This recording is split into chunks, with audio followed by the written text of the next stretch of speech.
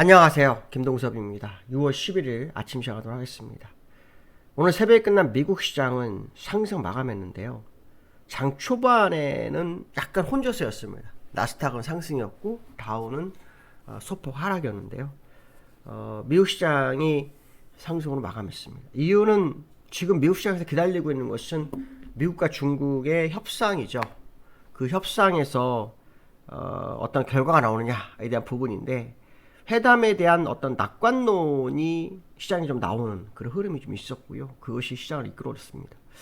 하워드 러트닉 미 상무부 장관이 이런 말합니다. 협상이 정말 순화하고 있다라고 생각한다, 이렇게 얘기했고요. 우리는 시간과 노력, 에너지를 많이 쏟고 있다라고 합니다.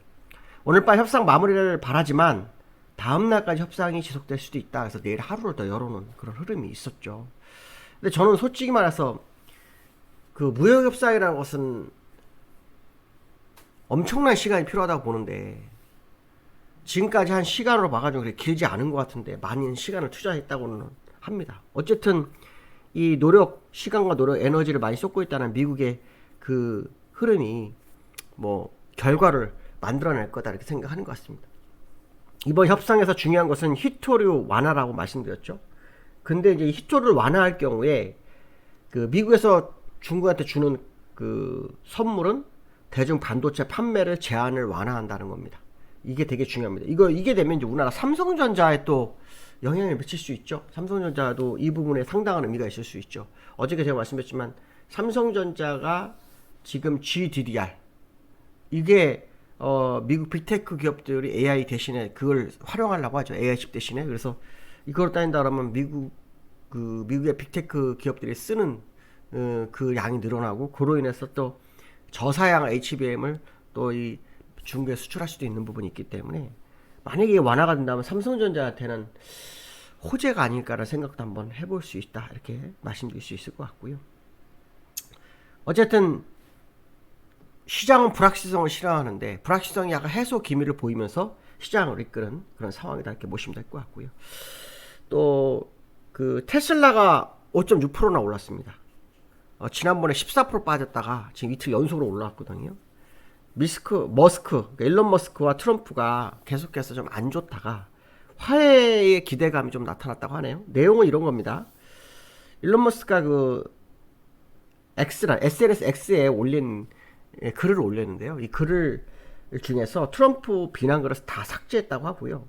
거기다가 그 LA 이민자들을 이제 내쫓고 있잖아요. 그때 그 시위를 하고 있는데 거기에 초강경 대응을 뭐 지지한다, 뭐 이렇게 좀 발언하면서 둘이 이제 다시 화해를 하나, 뭐 이런 분위기가 시장에 좀 전달되고 있는 것 같습니다. 그래서 이제 테슬라가 5.6% 올라서 지난번 14% 뺀 거를 되돌리는 과정, 이렇게 좀 해석하고 있죠.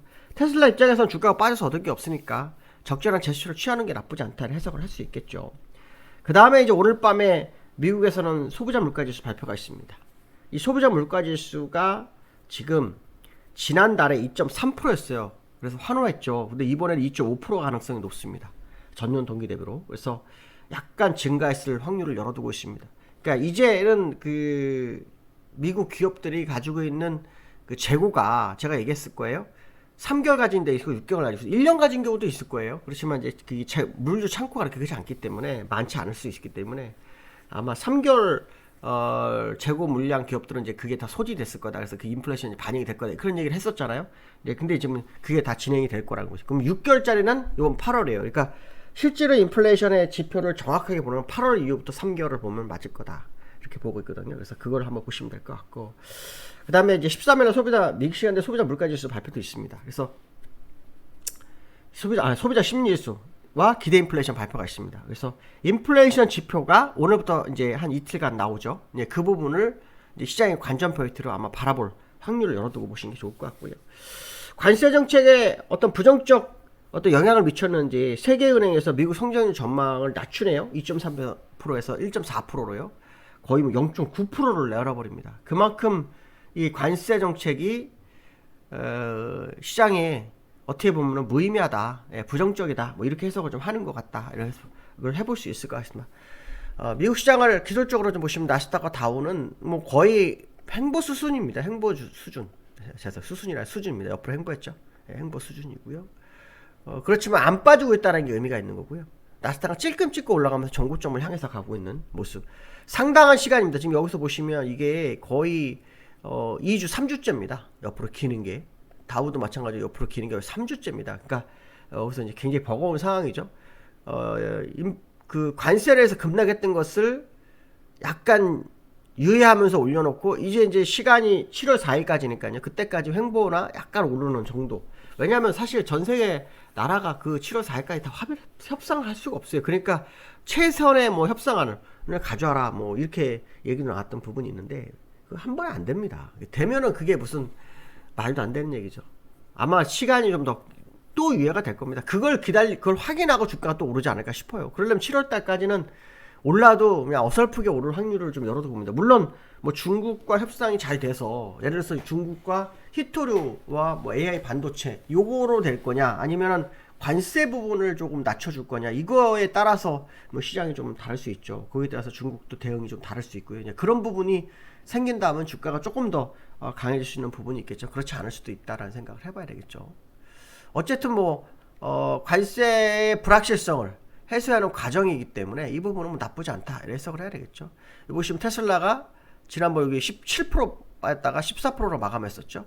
그 다음에 다시 제자리에 왔다가 이제 여기 4.9% 올랐죠. 4.9% 오르고 또 여기서 또 어저께 또 오늘 또 5.6% 올라서 지금 여기 하락보는 다 회복을 하는 상황이죠. 요것만 회복하면 되는 거죠. 그래서 저는 이제 이거 회복할 거라고 봅니다. 왜냐면 60일선이 올라오고 있고요.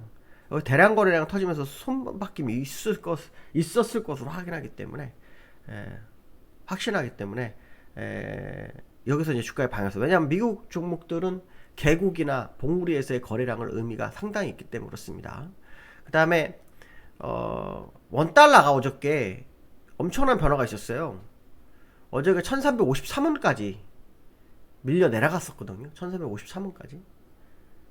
그런데 이제 일목균형표상의 후행 스팬 저점에 걸려서 반동을 하는 모습입니다. 이게 이제 미중 무협상 가능성 뭐 이런 것에 영향을 받았다고 하는데요. 1367원까지 올라왔었다가 1364원에 마감했거든요. 근데 여기에서는 조금 더 내려왔습니다. 1362원 정도까지 제가 밀린 걸로 봤거든요. 2원 정도로. 그러니까 이게 이제 환율이 요 근처에서 싸움을 또 하는 거죠. 근데 이제 어저께 환율이 급등을 했는데도 불구하고 주가는 반등을 했다는 거죠. 그렇기 때문에 이제 환율이 내려갈 때는 주가의 상승을 유도하고 환율이 반등할 때는 주가의 뭐 하락이 제한되는 뭐 이런 상황이 연출될 것 같습니다. 지금 시장 분위기상으로 봤을 때는 원래는 환율이 내려가면 주가도 하락하고 환율이 올라가면 환율이 내려가면 주가가 상승하고 환율이 올라오면 주가가 내려가는 게 정상이죠. 요 근래는요. 근데 시장이 원체 강하다 보니 환율에 만약에 내려온다면 그 상승은 더 클 거고요. 환율이 내려오지 않다면 좀 어설픈 상황. 뭐 이런 흐름이 아마 지속될 확률을 열어두고 볼 수는 있겠다. 이런 말씀을 좀 해드리고 싶고요.